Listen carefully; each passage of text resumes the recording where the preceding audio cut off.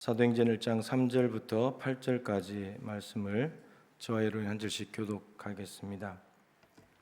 그가 고난받으신 후에 또한 그들에게 확실한 많은 증거로 친히 살아계심을 나타내사 40일 동안 그들에게 보이시며 하나님 나라의 일을 말씀하시니라.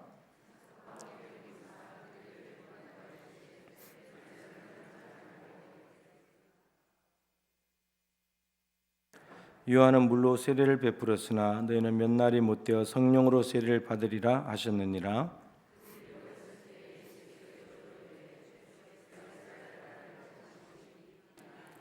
이르시되 때와 시기는 아버지께서 자기의 권한에 두셨으니 너희가 알 바 아니요 너희가 권능을 받고 예루살렘과 온 유대와 사마리아 땅 끝까지 이르러 내 증인이 되리라 하시니라. 아멘. 문혜주 목사님, 하나님 나라를 구하고 있습니까? 라는 제목으로 말씀 전해 주시겠습니다.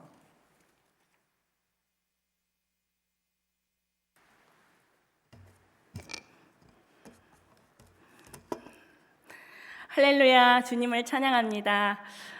제가 유치부에서 이렇게 어린아이들을 섬기면서 교육 목사로 섬길 수 있는 그 은혜 주신 것도 감사한데, 오늘 또 이렇게 말씀을 나누게 되어서 하나님 은혜에 감사를 드립니다.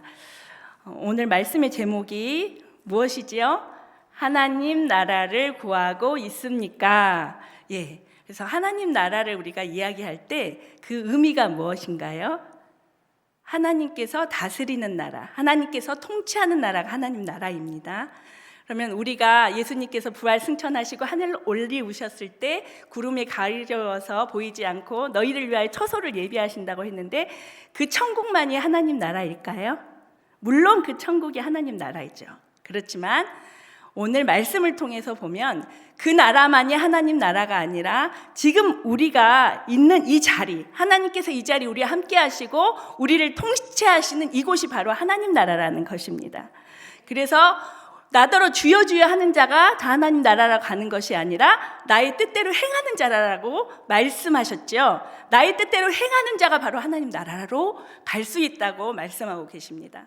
그래서 지금 이 자리에서 저희가 예배를 드리고 또한 하나님의 말씀대로 살고 하나님께 기도하며 하나님이 말씀하시는 그 명령 그대로 순종하며 전도하며 사는 것이 얼마나 저희들에게 중요한 일인지 다시 한번 이 시간을 통해서 하나님 나라를 구하시는 우리 성도님들 되시길 바랍니다.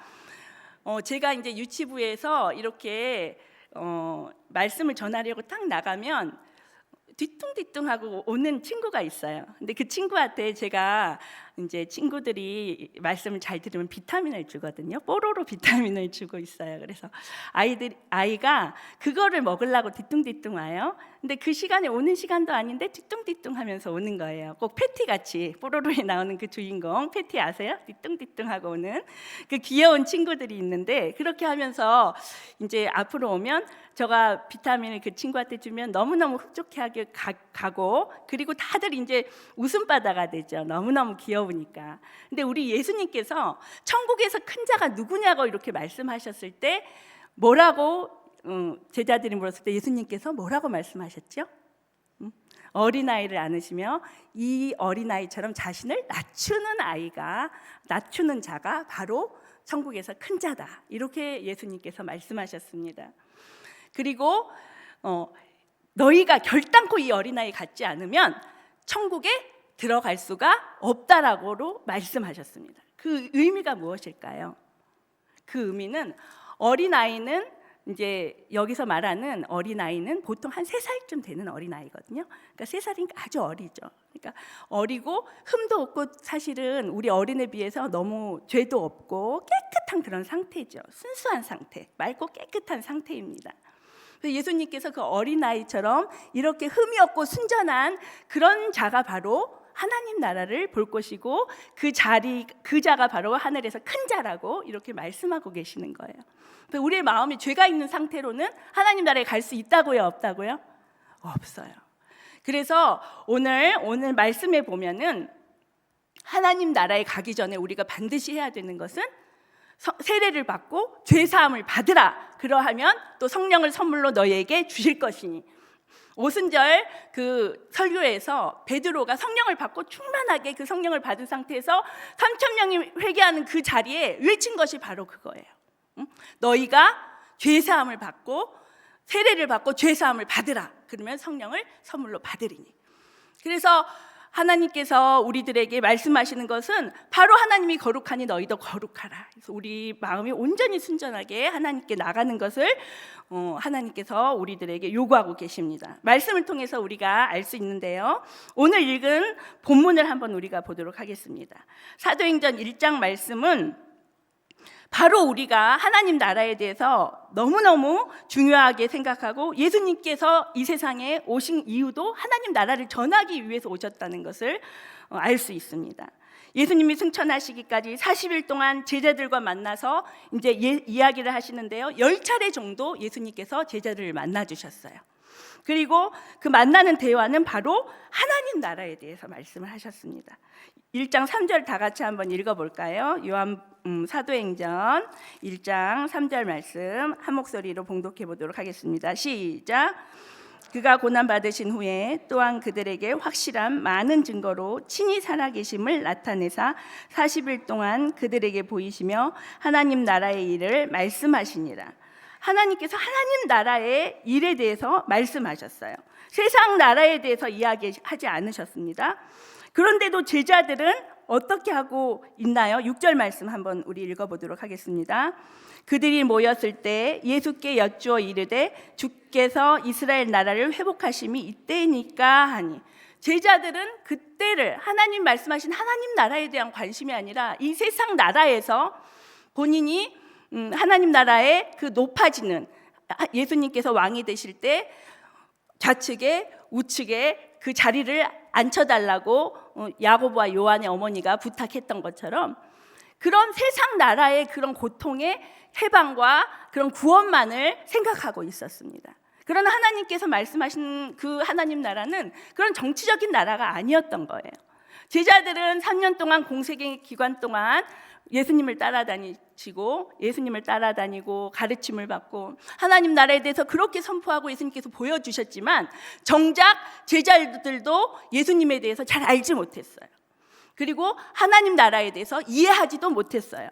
그리고 지금 예수님께서 이제 부활하시고 승천하시기 직전에 40일 동안 계시는데 그 가운데서도 관심이 오로지 저희들이 이스라엘의 이 땅의 회복이 언제 되는지, 언제 저희들이 그것을 누릴 수 있을까요? 이렇게 지금 이야기하고 있는 것입니다. 예수님께서 얼마나 답답하셨겠어요. 그런데 예수님께서는 뭐라고 말씀하고 계시죠? 예수님은 그 심정을 모두 다 알고 계셨습니다. 4절 말씀 우리 다 같이 한번 읽어보도록 하겠습니다. 사도와 함께 모이사 그들에게 분부하여 이르시되 예루살렘을 떠나지 말고 내게서 들은 바 아버지께서 약속하신 것을 기다리라. 5절 말씀 시작. 요한은 물로 세례를 베풀었으나 너희는 몇 날이 못되어 성령으로 세례를 받으리라 하셨느니라. 아멘. 너희들은 기다리라는 거예요. 무엇을 기다리라고요? 성령 받을 것을 기다리라고 말씀하고 계십니다. 우리가 하나님 나라를 알 수 있는 것은 오로지 무엇을 받아야지만 가능하다고 성경 말씀에 예수님께서 말씀하시죠. 바로 성령을 받아야 하나님 나라를 우리가 알 수 있다고 말씀하고 계십니다. 제자들의 관심은 때에 대해서 관심을 갖고 있었어요. 그래서 회복하시는 때가 이때입니까? 그러면서 때를 물어봤는데 헬라어에는 때라는 그 용어가 두 가지가 있어요. 영원한 하나님 나라의 카이로스가 있고 또 크로노스, 그것은 일반적인 시간을 의미하는 크로노스가 있습니다. 그런데 여기서 때라고 말하는 것은 제자들은 크로노스를 얘기하고 있어요. 일반적인 시간, 그때가 언제냐고. 근데 우리 예수님께서는 그것은 부차적인 거예요. 하나님의 때는 그게 아니에요. 이런 고통의 상황이 언제 끝날 것인가만 관심이 있었던 그런 제자들에게 하나님은 그런 것들은 문제되지 않고 부차적인 거라고 말씀하고 있습니다. 그래서 예수님께서 대답이 뭐라고 말씀하고 계시죠? 우리 7절, 8절 말씀 다 같이 다시 한번 읽어보도록 하겠습니다. 시작. 이르시되 때와 시기는 아버지께서 자기의 권한에 두셨으니 너희가 알 바 아니요 오직 성령이 너희에게 임하시면 너희가 권능을 받고 예루살렘과 온 유대와 사마리아와 땅끝까지 이르러 내 증인이 되리라 말씀하셨습니다. 제자들은 아직도 하나님의 그 뜻을 이해할 수가 없습니다. 설명을 해도 깨닫지 못하기 때문에 예수님께서 그냥 성령을 기다리라고 말씀하셨던 거예요. 성령님은 우리의 지식으로 이해되는 것이 아닙니다. 성령님이 우리에게 임하실 때 우리는 무엇을 해야 될지 사명을 깨닫게 되고요. 그리고 그 사명을 위해서 살 수 있도록 되게 됩니다. 사명을 위해서 살도록 하십니다. 증인으로서 성령님께서 우리에게 살도록 하십니다. 증인이라는 단어는 헬라어로 마르티스, 순교자라는 의미가 담겨 있는데 원래 증인은 보고 들은 것을 말하는 증인이죠. 그런데 여기서 마르티스는 그리스도인들이 신앙을 지키며 목숨까지 바쳐 진리를 증언했기 때문에 주님을 위하여 순교할 자세가 되어 있는 그것을 의미합니다. 곧 성령이 임하면 너희들이 지금 이 때에 대해서 이 시간의 때, 이 고통의 때 끝나는 것에 관심이 있지만 그것이 아니라 너희가 온전히 하나님 나라를 위해서 성령이 임할 때 살고 또한 순교하는 그러한 모습까지도 너희들이 할 수 있을 것이다 라고 말씀하고 계시는 겁니다. 여기서 증인이 되라라고 말하는 게 아니라 말씀을 보면 너희가 증인이 되리라 하시니라. 사마리아 땅끝까지 이르러 내 증인이 되리라 하시니라. 되리라라고 말씀하고 계시거든요. 바로 성령님의 역사가 가능할 때 이것은 우리의 섬기는 사명이 그 삶을 명령으로만 하는 것이 아니라 성령이 임하면 우리를 변화시키기 때문에 당연히 변화되어서 우리가 하나님의 뜻대로 살 수 있다는 것을 말씀하고 계신 겁니다. 또한 4절 5절 말씀에 거듭해서 강조하지만 우리 또한 성령이 능력으로 임하시면 성령님의 인도에 따라 복음의 증인이 되며 하나님 나라를 구하는 삶을 살게 되기 때문에 이스라엘 회복의 때에 대한 질문의 대답으로 예수님은 너희는 성령을 기다리라 이렇게 말씀하고 계신 겁니다. 성령의 임하실 때를 기다리라 이렇게 예수님께서 말씀하셨던 것입니다. 여러분은 정말 하나님 나라에 관심이 있습니까? 우리 성도님들 하나님 나라에 소망이 모두 다 있으시지요? 아멘. 한 분도 하나님 나라에 가지 않으실 분은 여기 안 계실 줄 믿어요. 정말 모두 다 하나님 앞에 기쁨과 감사로 하나님 나라에 갈 우리 성도님 되실 줄 믿습니다. 그런데 정말 하나님 나라에 소망이 있을 때 안타까운 것은 우리가 소망이 있다고 하면서도 아직까지 이 세상에 대한 추구하는 것들이 너무나 많이 있어요. 육신의 정욕, 안목의 정욕, 이생의 자랑 이러한 모든 것들을 지금도 우리는 추구하고 살고 있으면서도 또 한편으로는 하나님 나라에 우리가 갈 줄 알고 있다는 것입니다. 그런데 예수님께서 저를 보고 불법을 행하는 자나 너는 도무지 너를 알지 못한다 이렇게 말씀하면 제가 얼마나 두렵겠습니까? 하나님 저는 목사 직분을 받았습니다. 그러나 네가 목사 직분을 받았지만 너가 목사를 받았다고 해서 하나님 나라가 들어가는 것이 아니다 이렇게 하나님께서는 저에게 말씀을 하실 수 있어요. 그래서 저는 이 말씀을 준비하면서 참으로 나더러 주여 주여 하는 자가 하나님 나라 가는 것이 아니라 이 직분을 받아서 가는 것이 아니고 입으로만 말해서 가는 것이 아니라 정말 하나님의 말씀대로 행해야지 간다는 것을 절절하게 깨닫게 되었어요. 그래서 이 말씀을 준비하면서 저가 참으로 회개하게 되는 그런 마음과 심령이 되었습니다. 오직 성령이 너희에게 임하시면 너희가 권능을 받는다고 말씀하고 계시는데 지금 성령님이 우리 안에 계십니까? 물론 예수님을 믿어야 우리가 하나님 나라가기 때문에 여기에서 다 예수님이 계시기 때문에 성령님 계실 거예요. 근데 성령님이 계시는데도 우리가 권능이 안 나타날 때가 너무나 많이 있잖아요. 권능이 안 나타나는 이유는 무엇입니까? 바로 하나님의 말씀대로 살지 않았기 때문이에요. 하나님의 말씀대로 우리가 살지 않았기 때문에 그 성령의 인도하심에 순종하지 않았기 때문에 권능이 나타나지 않음을 우리가 하나님 앞에 회개해야 될 줄 믿습니다. 유명한 C.S. 루이스라는 교수가 계세요. 캠브리지 대학에. 예수님께서 너희는 먼저 그의 나라와 그 의를 구하라. 그리하면 이 모든 것을 너에게 더하시리라. 이렇게 말씀하시는데, 그러한 맥락처럼 이분이 하늘을 겨냥하라. 그러면 땅은 덤으로 얻게 될 것이라. 땅을 겨냥하라. 그러면 어느 것도 누리지 못할 것이다. 얻지 못할 것이다. 이렇게 말하고 있어요. 그래서 우리는 먼저 8절 말씀과 같이 오직 성령이 우리에게 임하시면 우리가 권능을 받고 예루살렘과 온 유대와 사마리아 땅끝까지 이르러 내 증인이 되리라. 이 권능은 뭐예요? 바로 하나님께서 주님이 이 지상에 세우신 교회를 통해서, 순천 동북교회를 통해서, 이 교회가 복음을 전하는 이 전도 활동을 통해서 땅끝까지 완성되어 간다고 말씀하고 계시는 겁니다. 여기서 교회를 세우신 목적을 분명히 말씀하고 계시죠.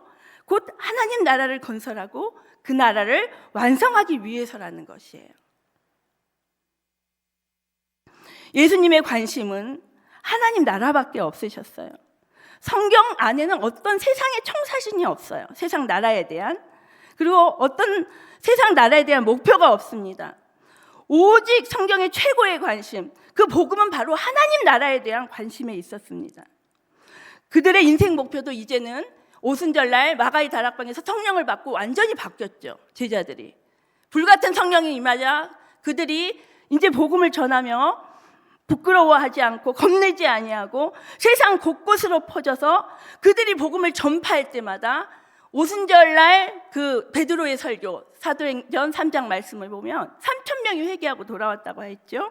그뿐만 아니라 예수님의 제자 바울은 로마까지 가서도 복음을 전했습니다. 사도행전 마지막 장 28장 31절에 보면은 사울이 감옥에 앉아 있지만 그를 면회오는 사람들, 군인이든지 귀족이든지 또한 천민이든지 헬라이든지 로마 사람이든 유대인이든지 상관하지 아니하고 모든 사람에게 담대하게 하나님 나라를 전파했습니다. 우리는 아직도 눈만 뜨면 이제 우리의 문제에 얽매여서 어쩔 줄 몰라 하는 경우들이 많이 있어요. 세상에 집착했던 모습들도 많고 세상의 염려와 근심 가운데 빠져 있을 때도 많이 있습니다. 그러나 이 바울과 베드로도 그런 세상에 그런 일들에 떠나 있었던 사람들은 아니에요. 자신의 일과 가정에 충실했던 사람이에요. 바울도 장막을 만들면서 복음을 전했고요. 베드로도 가정을 돌보면서 하나님의 일에 충실해서 복음을 전했습니다. 그러나 우리하고 다른 점은 그들은 오직 하나님 나라의 우선순위가 있었다는 거예요.